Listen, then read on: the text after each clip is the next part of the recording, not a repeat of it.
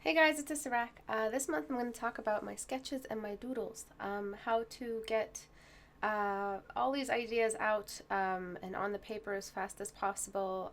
Just stay close to your narratives.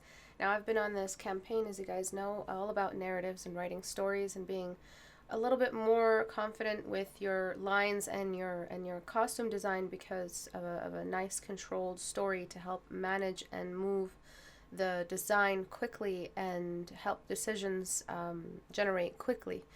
So that's really how you lay down a story really fast on a piece of paper. So obviously this is this is sped up. I mean, things didn't work out that quickly, but in my mind, I already knew what I wanted to draw. I already knew what I was going for. I was going to go for this really, really rowdy girl and her relationship with her mom. And the relationship with the mom is an extension of the culture that they're from. So if you guys haven't seen it, it's on my Instagram. It's a small little story I've written and I've just been drafting, really just at the back of my head, nothing, any advanced publishing or anything like that, but in the advanced stages of publishing. But it's just about a story about a tribe of women who live alone, secluded from men. They only meet with the men a couple times a year. And then the women are very Amazonian, very strong and independent. And this little girl is very rowdy, a bit of a tomboy and a troublemaker, and her mom is scolding her. But her mom is also very sweet and very kind and tender with her. So I wanted to capture this sweet little moment. At the same time, I wanted to describe the culture, how strong the women were. So I was going for a larger body type. So I knew early on the gesture I was going for, but the gestures that I was laying down, or the pieces that I was laying down in the on top of the gesture lines were going to be representing larger muscle groups. So understanding the story and getting down believable gestures that deliver the story. So the mother scolding her child and the child pouting but still very proud and a little bit sad that they're being scolded. You capture all of that in your initial gestures, and then what you dress up after, culture wise, carries through your costume choice.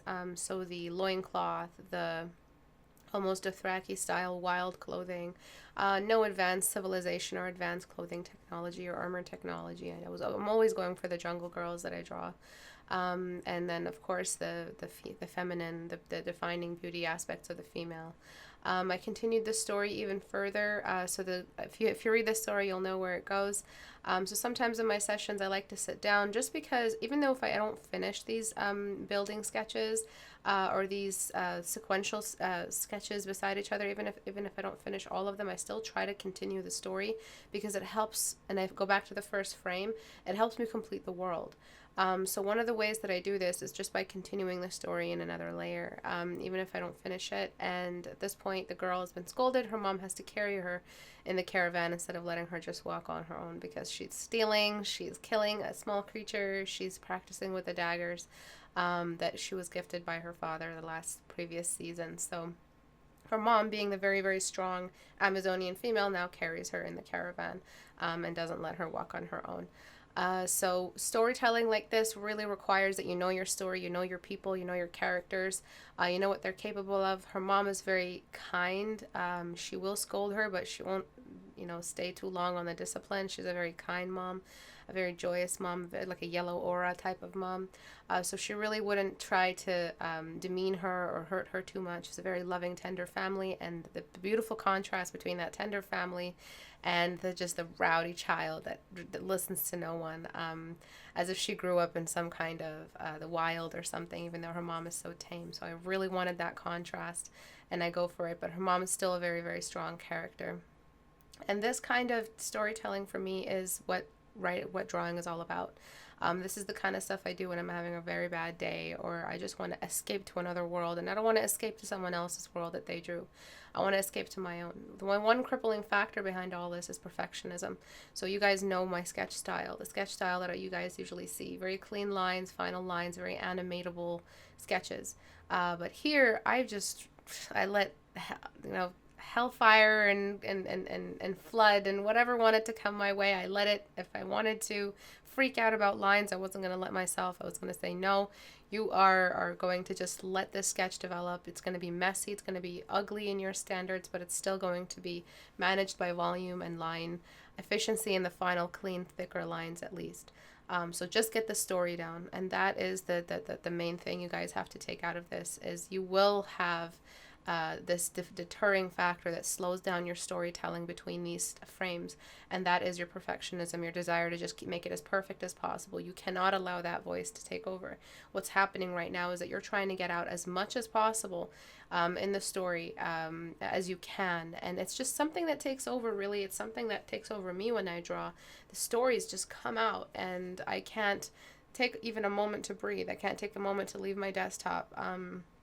I try to make sure that I have everything I need on my desk so that when it starts, whatever this thing is that takes over an artist, I'm prepared for it and I can just draw what it is that's coming to my mind. And I used to call this little phenomenon alignment. I used to say that I'm very aligned with my inner storyteller and the universe, and something happens and the story just emerges on its own. I have obviously an idea of where it's coming from, but something is still there that's guiding my brush. The knees are too low. A viewer eventually mentioned that the knees are too low, so I ended up raising them up. But at this point, I've removed all the messy layers and started cleaning up. But of course, I did this only after, and the mess is still there. Generally speaking, it still looks like a hand sketch on a sketchbook, and that's what I wanted. Anything to allow the story to come through as raw as it wants to, without too much self-doubt or editing or backtracking or recursive brushstrokes or chicken scratch or anything like that. My initial gestures, I always tell you guys, get your gestures out as fast as possible. Get them to be as defined as possible to answer all the questions of rotation and volume and body language and gender out as possible so that your decision making is sped up later on with costume. The thing that slows me down the most is costume. So recently, in the next month, you'll see more sketch bodies come out, and most of these have costume predetermined so that they don't slow me down. So it's always about me getting out of the way and preemptively removing obstacles as much as possible so the story emerges. The obstacles are all of the stuff that is limited in your visual library and your self-doubt and your inner voice. So it's a lot of stuff that has to do with you specifically, criticizing yourself as you draw, or not having enough of a research behind you. It's to do with self-doubt and lack of knowledge. Self-doubt and lack of knowledge, I would say, are the most dangerous things an artist can deal with, because one of them is something you can't control, and the other is something you can control but choose not to control. Your self-doubt, of course, you can just take a moment and allow yourself. Even if you just, for me, if I stream, so that's even more pressure. I shouldn't have streamed doing these. I should just allow myself. It's like a let yourself suck session. But that self-doubt is really amplified when people are watching you because you're constantly questioning whether or not you're choosing the right choices. But I've learned to trust my viewers. They're my family. I have nothing really that I'm always very, very silly around them and just let myself be myself. But that's something maybe you guys can explore. Just let yourself be yourself, even if you don't have a camera on you while you're drawing. Don't get rid of that self-doubt. Let yourself suck, and you're going to see the best drawings emerge, and you just wonder why. And that's the pressure. It keeps you from drawing well, and if anything keeps you from drawing well, remove it. If something is not allowing you to reach your tablet properly, if you have a bad chair, you get a new chair. If you have a bad tablet, you get a better tablet. So why is it when something is completely deterring you from drawing, you don't get rid of it if it's on the inside? So you have to get rid of that self-doubt as much as possible. And then the lack of knowledge, well, that's something I'm dealing with as well. My lack of costume knowledge, I feel like, is one of my biggest problems. And that's something that I've recently started to try to tackle. I try to draw the costume beforehand, before I even draw the face. Because if I'm drawing a great face and I have no idea how to dress it, I'll just slow down, and the progress will just slow down to a trickle. You'll leave my stream, come back an hour later, and the sketch will still be the exact same. That's what happens to me with costumes, and I've been tackling that by just trying to figure out the costume beforehand. As you can see, I jump around between different sketches, and along with adjusting my song cue, but I jump around between different sketches because when I leave one sketch and come back to it, I see a bunch of new mistakes. So that's another way sort of to help you see mistakes as you're sketching. It's really great because what I do during that time is criticize myself too much. And then I don't know what the problem is that I can fix. So when I step away from the sketch and come back to it, I know exactly what the problem is. I fix it and suddenly I'm in love with the sketch again. The storytelling in this piece is that they are an estranged couple, of course, because the men don't live with the women. but they're not in love. Not every couple falls in love in this tribe, but rarely do they fall in love, and that was the first relationship I drew in the first sketch. But this one, they're not necessarily in love, but they do admire each other's power, and the children that they raise are also very, very powerful. It's a very like tank family. And the son is on the side hiding behind the dad, and he, of course, has already left to live with the men. And he's meeting his mom for the first time since he left, and he's kind of sad that he misses her because he grew up with her, and she's, of course, sad as well, and she wants to see him, but they're all so tough, they don't really show it. And the father, as you can see, is very attentive to the female in his own way.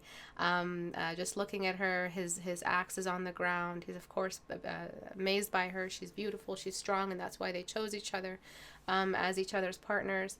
So usually marriages last for a long time in this culture. And rarely do people fall in love because it's just a separate culture. It's just how these orcs live. But when they do, these moments when they meet together and those little moments of love, I really like capturing those moments. There was supposed to be a daughter hiding behind, but she was a little bit too delicate. I felt like she didn't belong in the family. I felt like a daughter would really try very hard to be like the mom.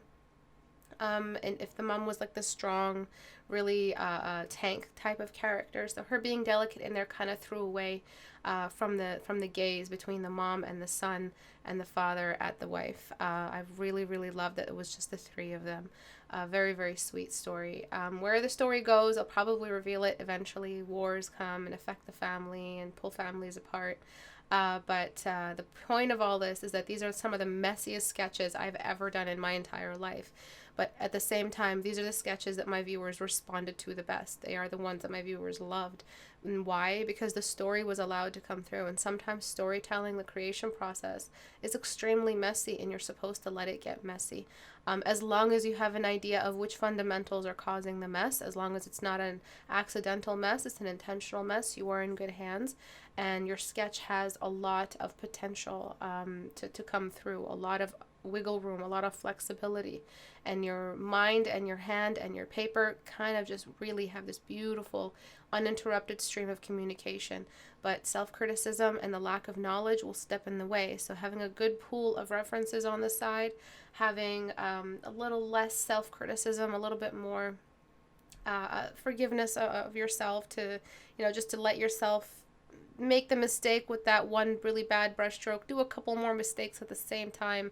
You messed up the thigh, try again 2 more times, erase as little as possible, so you see where your anxieties are, and then slowly you'll see your aim and your accuracy with your brushes increases by the session, by the minute, and you'll feel better about your output.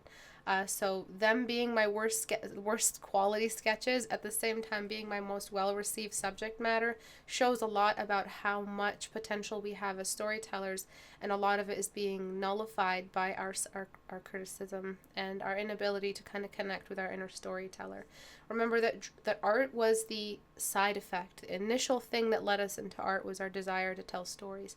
Art was the side effect. Art was consequential. Art was the thing that came after. So let yourself tell stories a little bit more. I really want to encourage more storytelling. So this month's assignment, next month's assignment, the villain challenge that you guys will be incorporating, you guys are incorporated into, it's also a community challenge, all about storytelling. So stay connected with your inner bard, your inner muse, your inner writer, and you'll find your subject matter and your storytelling in your drawings, and your art quality will increase at the same time. You'll explore more subjects, you'll explore more topics, more themes, more expressions, more gestures, because your story demands that. Your inner storyteller has defined the plot and defined each panel already for you. Thank you all for watching. I'll see you guys next month. Bye.